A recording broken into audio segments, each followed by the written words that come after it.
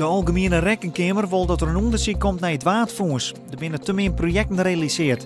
Joet is het fonds officieel oerdroegen onder noordelijke provincies. De subsidiepot van 400 miljoen euro is bedoeld om de economische en ecologische waarde van het watergebied te verbeteren. Het historisch wrak dat Kwartlien op Skiel gevonden is voort. Met alle gedachten is het jutten toch een eilander.